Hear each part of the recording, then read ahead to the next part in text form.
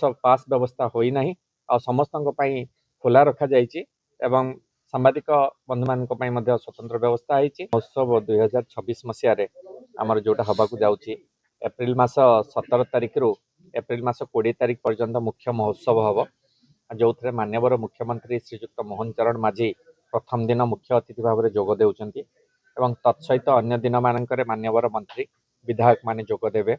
से मुख्यतः आम स्थानीय कलाकार मान गुरुत्व दौचु जोटारे आमर राज्य स्तर रु आसुथुवा जो स्टेट कल्चर काउंसिल तरफ स्पॉन्सर्ड आर्टिस्ट माने से माने आसीबे एवं आम जिले में जो माने डीसीसी रे अनुबंधित होती कलाकार माने 16 टी टीम से 4 दिन भितर एडजस्ट करके दिज्व।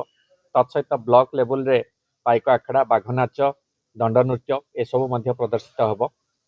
तापर आमर 17 तारिख रु जोग उत्सव जोग अभ्यास आरंभ हम। जोग अभ्यास तापर चित्रकला प्रदर्शनी 19 तारिख दिन कवि सम्मेलन हम कविता पाठोत्सव हम।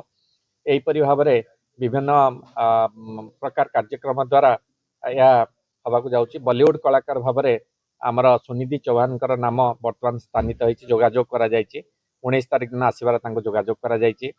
सेहीपरि नव्या जाति एवं ज्ञान इत्यादि आर्टिस्ट से सब आसबे अन्य दिन मानकर से स्थिरीकृत होती। 21 और 22 तारिख दिन से ही मंचरे विशेषकर स्थानीय कलाकार मान सुजोग देवार व्यवस्था होती। और सर्वशेष पल्लीश्री मेला जो होची पल्लीश्री मेला स्टल रे 7 दिन धरी 5-6 दिन धरी विपणी खोलिबो एवं दुकान बजार बिक्री बटा हम।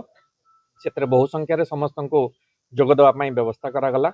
ए वर्ष माने समस्त को निमंत्रण करागला।